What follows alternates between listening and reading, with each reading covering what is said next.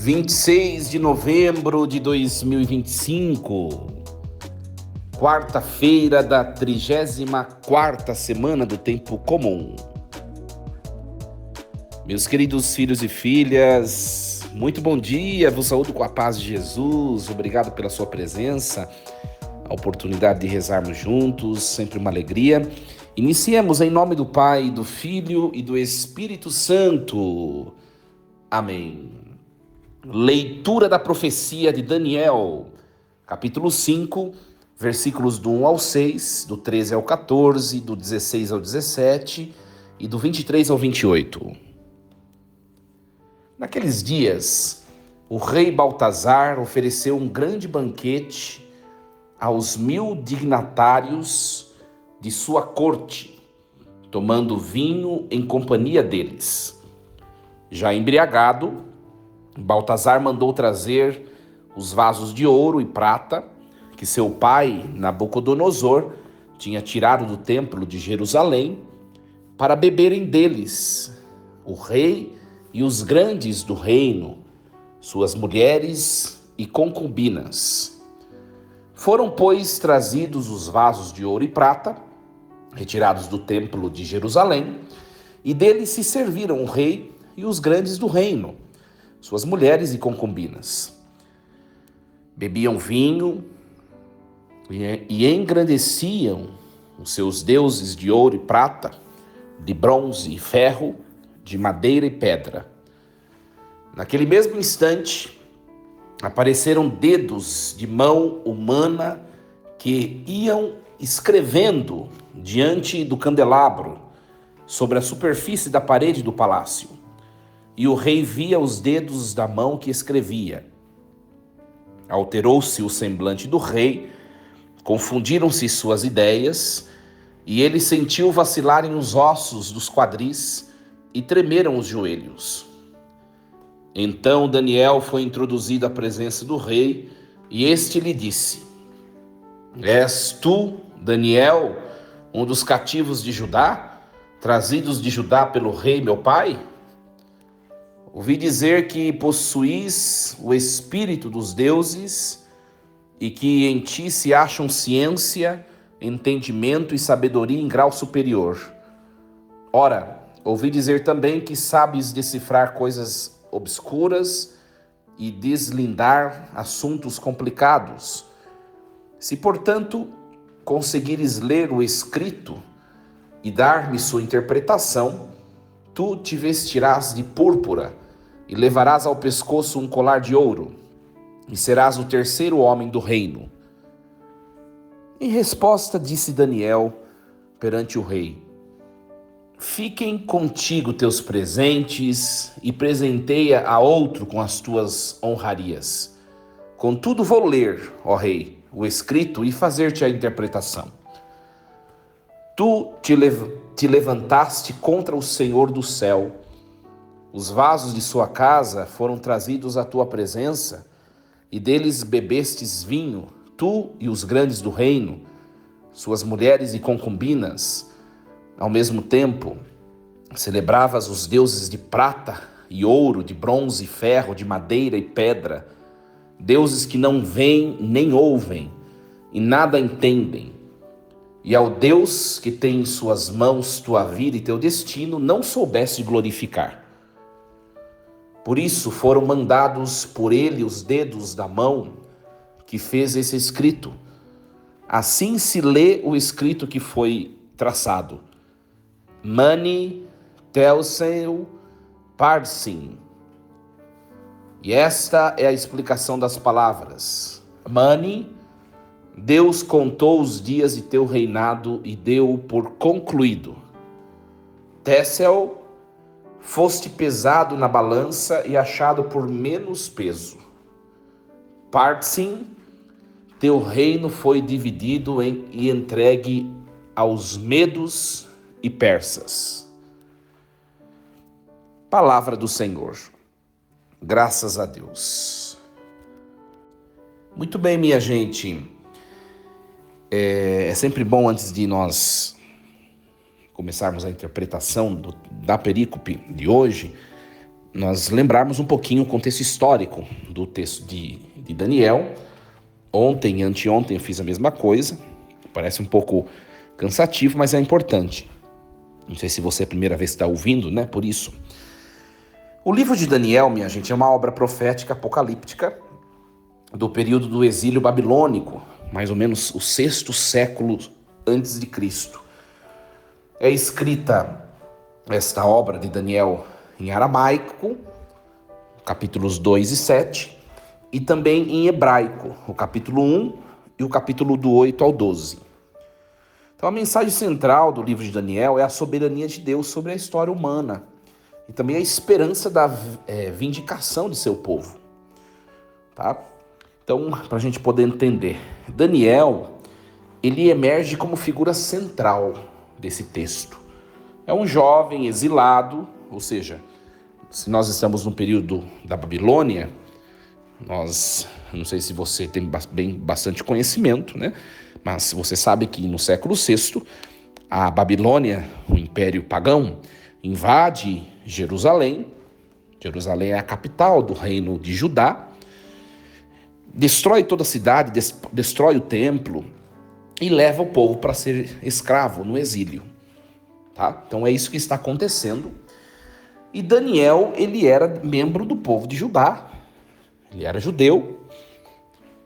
Mas, por causa da sua brilhante sabedoria, né? Aliás, como no próprio texto de hoje, reconhece o filho de Nabucodonosor. Nabucodonosor era o rei da Babilônia na época que invadiu Judá, né? Agora nós temos o sucessor, que é Baltazar, o filho de Nabucodonosor, né? E o próprio Baltazar reconhece Daniel como um homem cheio de sabedoria, místico, e de fato ele é um vidente, né, gente? Tá? Então, por ele ser vidente, Nabucodonosor, na época, tira ele do meio do povo e quer ele perto dele. Eu quero Daniel perto de mim para que ele interprete as coisas. Aliás, qualquer rei pagão faria isso, né? Então, o livro de Daniel combina narrativas históricas com visões apocalípticas, tá? Sempre acentuando que nenhum poder terreno escapa do julgamento de Deus. E hoje nós ouvimos esse capítulo 5, né? Esse capítulo 5, ele narra um dos momentos mais dramáticos e simbólicos do livro de Daniel. O chamado banquete profano do rei Baltazar. E também a interpretação da escrita misteriosa que se faz na parede, como nós ouvimos a proclamação agora. Tá? Então Baltazar, ele era regente da Babilônia. Ele era filho ou neto, né? Acredito que seja filho do rei Nabucodonosor, como eu acabei de falar, durante o período de declínio do Império da Babilônia. Então, na época da ascensão, foi Nabucodonosor quem conduzia. E agora Baltazar na época do declínio. Então, esta perícope que ouvimos hoje, ela apresenta o cenário do banquete, que vai do versículo 1 ao 6, depois o chamado de Daniel, que é do versículo 13 e 14, a rejeição e a advertência que Daniel faz, que é o capítulo 16 e 17, e a interpretação e o julgamento, que é o versículo 23 até o 28, com a condenação de Baltazar. Tá? Então, esse é um texto sobre o julgamento divino contra a arrogância humana e contra a vaidade de quem desafia o Deus verdadeiro, né? Muito bem, então nós vamos dividir em algumas partes. A primeira parte do versículo 1 ao 6, essa aqui que eu mencionei, que é o cenário do banquete, tá? O banquete profano. Então o texto ele apresenta um contraste teológico evidente aqui. Enquanto Baltazar ele celebra a sua própria grandeza e a dos deuses pagãos, Deus intervém de forma sobrenatural, né? Então, os elementos simbólicos são carregados. Primeiro, os 1000 grandes, né? Que é a demonstração de poder e de pompa terrena, né? pois os vasos do templo de Jerusalém, mais uma vez lembrando vocês, quando o pai de Baltazar invade, que é Nabucodonosor, invade Jerusalém, além de destruir a cidade e destruir o templo, antes eles saqueiam a cidade e o templo. Então, os vasos, o cálice, pratos, as coisas que eles estão usando, é tudo que foram roubadas lá de Judá, lá de Jerusalém, quando Nabucodonosor invadiu, né? Então, os vasos do templo de Jerusalém simbolizam uma profanação deliberada do que é sagrado para o Deus de Israel. Aqueles vasos eram para ser usados somente no culto a Deus, ao Deus verdadeiro. Eles estão usando num banquete profano, né? É a mesma coisa que nós pegarmos o cálice que se usa na missa, que foi abençoado por um sacerdote para poder ser usado na missa e começar a usar o cálice da missa numa refeição, num jantar ou num almoço festivo. É profanação, né? É sacrilégio. Tá? Depois, o louvor aos deuses pagãos. A rejeição manifesta, a rejeição clara, evidente do Deus verdadeiro. Aí aparece a mão misteriosa, que representa a intervenção divina, que não pode ser explicada pela razão humana. Muitas vezes, muitos dos acontecimentos social, gente, dentro da sociedade, que é de intervenção divina. Eu não tenho dúvida disso. Só que as coisas não são percebidas de maneira clara. Quem é reflexivo, quem é sábio, busca refletir esses sinais. Eu não tenho dúvida para mim. Um sinal recente, próximo a nós, a pandemia, né? Mas não vou entrar nisso, aí fica a dica aí para você refletir, tá? Depois nós temos o terror do rei, né? O terror físico e psicológico, revelando que a autoridade é frágil diante de Deus. Qualquer autoridade é frágil diante de Deus. Então, a descrição fisiológica do medo de Baltazar é bem expressiva. A mudança de cor, a turbação dos pensamentos, o enfraquecimento da força, o tremor dos joelhos, é o colapso completo da dignidade humana diante da manifestação divina. Né? O que nós podemos colocar na vida já nessa primeira partinha que nós refletimos? Que não é possível zombar de Deus impunemente, gente. A profanação, ela tem consequências neste mundo ou no outro. Né? Outra coisa, Baltazar, aliás, gente, só falando para vocês, depende, a tradução do lecionário litúrgico traduz como Baltazar. Você pode pegar esse texto em algumas outras Bíblias, está escrito um pouquinho diferente.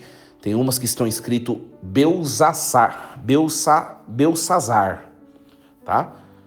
Não vai estranhar, só comentando, porque às vezes essa pessoa, tem gente que já chegou ao meu conhecimento, que tem gente que escuta minha reflexão com a Bíblia do lado para poder estudar, né? Talvez a sua Bíblia que você está estudando possa estar escrito Belsassar, mas o lecionário litúrgico traduz por Baltazar, é a mesma coisa, tá bom? Então, Baltazar, ele estava tão embriagado de vinho e de poder que ele não viu se aproximando dele o seu julgamento, né? Quando nós ignoramos a Deus, gente, ele não permanece indiferente. Intervém para chamar a responsabilidade, né? É aquela coisa, não vai para Deus por amor, Deus vai tentar trazer pela dor. É uma escolha de cada um. É uma escolha de cada um. E olha, não sou eu que estou falando nisso, não, porque às vezes pode falar, o Padre Diego tem um espírito de justiceiro. Eu não tenho espírito de justiceiro, é a própria palavra que está sugerindo aqui. É só você ler o texto novamente, você vai entender do que eu estou falando. Tá? Então, a verdadeira sabedoria não está em dominar homens ou acumular riquezas, mas em reverenciar o Deus verdadeiro. Quantas vezes nós celebramos conquistas pessoais esquecendo de quem realmente nos sustenta, que é Deus, né, gente? Quantas vezes nós profanamos o sagrado para servir os nossos desejos? Quantas vezes? Depois, o versículo do 13 e o 14, né? O rei, ele primeiro consulta os seus próprios sábios, né? Primeiro ele consulta os próprios sábios. Magos, adivinhos, astrólogos. Mas todos fracassam completamente, né?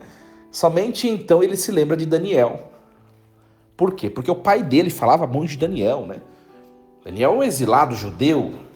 Sua reputação de sabedoria é conhecidíssima. Nabucodonosor não tirava Daniel de perto dele.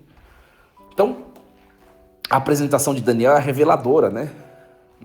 O rei diz, dos filhos do cativeiro de Judá, né? Ele fala assim, né? O rei o identifica como filho do cativeiro de Judá. Ou seja, um prisioneiro, um estrangeiro, não é um súdito natural, né? Mas ele reconhece que o Espírito de Deus está em Daniel. A admissão clara de que sua sabedoria não é humana. Isso ele faz. O Espírito de Deus é superior a todos os espíritos pagãos, que não conseguem decifrar o mistério. Aqui uma ironia teológica forte, né? O rei que acaba de louvar deuses de ouro, de prata, de pedra, agora ele reconhece que a verdadeira sabedoria vem do Deus vivo de Israel. Interessante, né? Isso acontece muitas vezes na nossa vida, na nossa companhia familiar, social. Sabe aquelas pessoas que falam mal da igreja, que não querem compromisso na igreja? Pra vocês entenderem esse paradoxo que acontece aqui, essa ironia teológica do texto, acontece na nossa vida. Pessoas que não querem nada com a igreja, falam mal e não sei o quê, não quer saber de igreja. A hora que aperta o calo, acontece alguma coisa, uma aprovação, alguma enfermidade na família, não sei o quê. A pessoa vai até Aparecida. A pessoa ela vai, eu preciso ir na missa. A pessoa que faz 50 anos que não ia na missa. Eu preciso ir na missa. A coisa não tá boa, não. Preciso ir na... É exatamente isso aqui, né? Primeiro ele não reconhece o Deus de Israel. Mas agora as coisas... Aconteceu essa situação totalmente intrigante. Os seus sábios não conseguiram interpretar, traduzir o texto que estava na parede. Aí ele se lembrou do Deus de Israel. Ele lembrou de Daniel, que serve o Deus de Israel. É interessante, né? Interessante. Isso acontece muito, eu vejo muito isso no meu ministério. Pessoas que não vão na missa, não se confessam, como manda a igreja, né? Não recebem o sacramento da Eucaristia, não levam uma vida regular, religiosa. Aí, já passou muitas vezes isso comigo. É claro que tem situações que eu não falo nada, mas algumas situações eu aproveito para exortar as pessoas, né? Começa a fracassar a empresa, a fábrica, não sei, eu preciso trazer um padre aqui para abençoar. Aí você vai perguntar, a gente até vai, né? Ou um diácono. Você vai perguntar, a pessoa faz, tempos que não vai na igreja. É a figura de Baltazar, né? A figura de Baltazar. Muito bem. Então nós vemos aqui que a figura da sabedoria pagã é insuficiente. Toda a filosofia, psicologia, as ciências humanas são desconectadas de Deus, gente.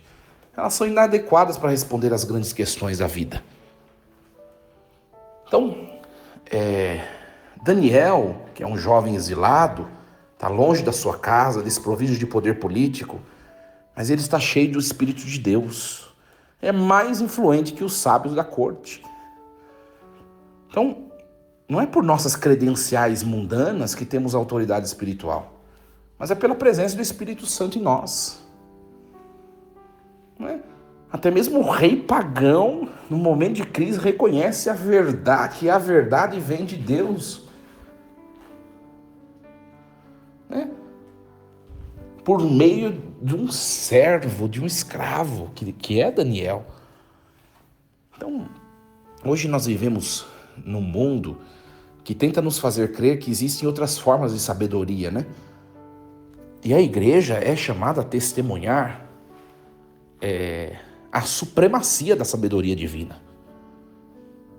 A supremacia. Por isso que eu prego veementemente nas minhas homilias, de vez em quando, católico que já fez experiência com Jesus não pode servir a outros deuses. Ou confia no único Deus verdadeiro, que é Jesus Cristo, ou não confia, gente. Adivinhação, simpatias, né? E esoterismo, e não sei mais o quê. E acontece alguma coisa e vai em outra religião. É falta de fé no Deus verdadeiro. Desculpe. Depois, o grupo 3 desse texto, que eu dividi em grupos, né? Que vai do versículo 17 e 18. Aqui o rei ele oferece recompensas magníficas para Daniel. Daniel, se você traduzir o que está nessa parede aí, que está me tirando a paz, eu vou te recompensar, vou te fazer um dos grandes do reino, né? Então o rei oferece púrpura, cor real, ouro, riqueza, autoridade. E essas promessas do rei refletem os valores de um reino pagão, né? Honraria terrena, riqueza material, poder político. Ora, a resposta de Daniel ela é absolutamente radical. Ele recusa as recompensas. E não é por falsa modéstia, não, gente. Mas é por um princípio espiritual, teológico, né? Daniel não será comprado ou motivado por benefícios humanos que o rei possa oferecer. Ele vai interpretar o escrito não por ganho pessoal, mas por obediência a Deus. Né? Olha só o que ele diz: guarda para ti os teus dons. Parece um pouco sem educação, né? Mal criado. Mas não, ele foi profético. É uma recusa elegante. Uma recusa inequívoca. Né? Então, Daniel ele não pode ser comprado. E quantos de nós somos corrompidos por ofertas aparentemente inocentes? A fé verdadeira, minha gente, não depende de reconhecimento ou recompensa humana. Né? Muitos profetas falsos aceitam recompensas, distorcem sua mensagem. Nós vemos no texto de Daniel que ele mantém a sua integridade. Olha, isso tem dentro da Igreja Católica, isso tem muito nas religiões protestantes, pessoas que exercem o ministério por recompensas. O dinheiro, o Deus dinheiro, né? Eu digo a vocês, nós temos regras na igreja, nós temos de seguir o que a mãe igreja nos manda. Pode vir o Papa pedir coisa diferente. Se não, é claro que sobre um espírito pastoral, se não me convencer, simplesmente nós vamos obedecer a igreja, acabou. Não importa se é o rei Baltazar, Nabucodonosor, né? Se é o rei Dario da Pérsia, se é o rei Artaxerxes grego, se é o rei... Pode ser qualquer rei bíblico, ou qualquer autoridade. É obediência a Deus e à igreja, acabou. Acabou. Né? Então, nós vivemos numa cultura de hoje, gente, que sempre há um preço a ser pago, né? E Daniel, ele mostra com a sua resposta, né? Resposta bastante, guarda para ti os teus dons, né? Daniel, ele mostra que há coisas que não têm preço. E as coisas de Deus não têm preço. Não tem preço. Interessante, né? Muito bem. Depois, os versículos 23 ao 24, que é este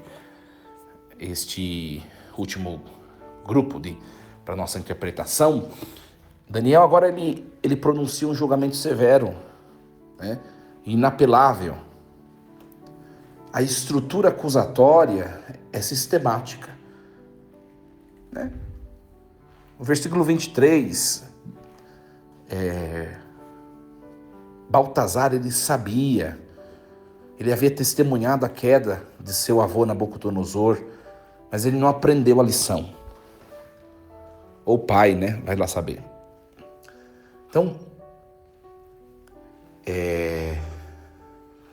o que fez esse rei para merecer punições? Primeiro que ele faz uma exaltação contra o Senhor do céu. Depois a profanação dos vasos sagrados, como eu já falei.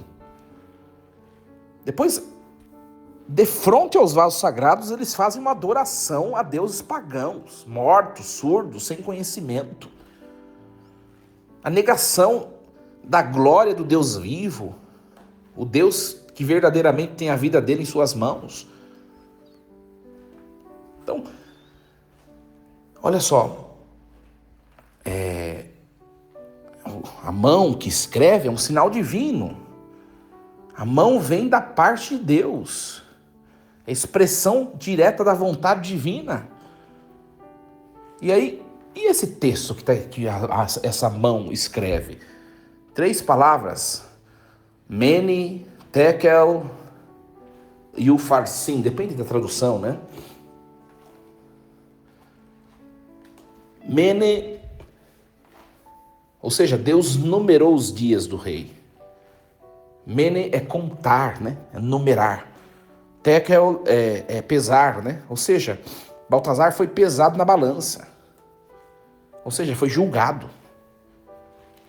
Achado deficiente em caráter de moral. Né? O farsim significa dividir, né? Ou seja, o reino será dividido. Então, os dias estão contados, ele foi julgado com baixa integridade moral e o reino por isso será dividido. Esse é o significado das 3 palavras. E é uma ironia histórica, né? A Babilônia, ela caiu para os persas naquela mesma noite, né? A profecia se cumpriu imediatamente, validando o julgamento divino. Então, é muito interessante para colocar na nossa vida, né? Esse texto de hoje, que ninguém, minha gente, é demasiado poderoso. Um rei absoluto é achado em falta na balança de Deus. Nenhuma riqueza ou poder humano pode compensar a injustiça moral, né? E Deus nunca muda de parecer, viu? Né? Nunca muda de parecer. Então, algumas perguntas para nós, né? Quantas decisões nossas também refletem a mesma arrogância contra Deus? Quais são os ídolos de ouro, prata, bronze, ferro, madeira, pedra, que nós também adoramos quando ignoramos o Deus vivo? Claro, não matérias, né? Mas hoje nós temos o dinheiro, o prazer, os afetos, o poder, né? Então, a vida cristã exige humildade contínua diante de um Deus que conhece e pesa os nossos corações. Então, minha gente, esse texto de hoje, para a gente fechar com chave de ouro, esse texto de Daniel, capítulo 5, né? É uma narrativa de julgamento e advertência divina e ressoa com força profética através dos séculos. Nenhum poder terreno, por mais pomposo ou poderoso, está acima de Deus. Ele fala quando quer, como quer, através de quem ele quer, né? O rei Baltazar conhecia a história do seu antecessor, Nabucodonosor, mas a sua arrogância o tornou incapaz de aprender com o testemunho do seu antecessor. O pecado nos blinda, gente, nos faz enxergar, né? Nos impede de enxergar. Um exilado sem poder, rico apenas em fidelidade a Deus, que é Daniel, é mais influente que um rei que comanda exércitos. Então a interpretação das palavras não é poesia metafórica, é profecia que se cumpre na mesma noite. Aquela mesma noite, Baltazar vai perder o seu poder. Então, Deus, ele pesa os nossos corações. Ele conhece os nossos corações. Em que lugar nós estamos, né? A nossa humildade, ela salva. Se nós pegarmos o capítulo 4 do livro de Daniel, que foi pulado, houve um salto da liturgia da igreja, né? Ontem nós ouvimos o 2 e hoje já passamos para o 5, né? Se você depois leia na sua Bíblia o livro de Daniel, até onde nós estamos lendo hoje, se você tem tempo, no capítulo 4, Nabucodonosor ele se humilha e ele é restaurado. Baltazar não se humilhou e por isso foi destruído. Né? A nossa adoração revela os nossos valores. Se nós adoramos a nossa carreira, a riqueza, o prestígio, os prazeres, que são os deuses do nosso tempo, né? Nós não estamos adorando ao Deus vivo. Olha, minha gente, isso não quer dizer que a gente tem que se alienar, tá? A gente tem que viver no mundo, as coisas, lidar com as coisas do mundo, né? E a questão é, o que tem sido prioridade na minha vida? Será que nós estamos adorando Deus vivo e verdadeiro? Então, essa história de Baltazar não é apenas uma história antiga. É um aviso perene contra a idolatria que hoje é disfarçada. A arrogância humana, o esquecimento de Deus na nossa sociedade, né? Então, a nossa vida está nas mãos de Deus, gente. Os nossos caminhos, o nosso futuro. A questão que eu e você, né, devemos refletir sou eu, Nabucodonosor, disposto a ser humilhado e restaurado? Ou eu tenho sido Baltazar, endurecido nas minhas rebeliões contra Deus? É para nós refletirmos. Muito bem, queridos, o tempo passa muito depressa, né? Então vamos encerrar. Agradeço a sua companhia, a sua presença. Desejo a você um dia cheio de bênçãos de Deus. Força e coragem e voltamos amanhã com o nosso programa Reflexão Diária. Em nome do Pai, e do Filho e do Espírito Santo. Amém. E lembremos-nos sempre, Deus está no comando de tudo.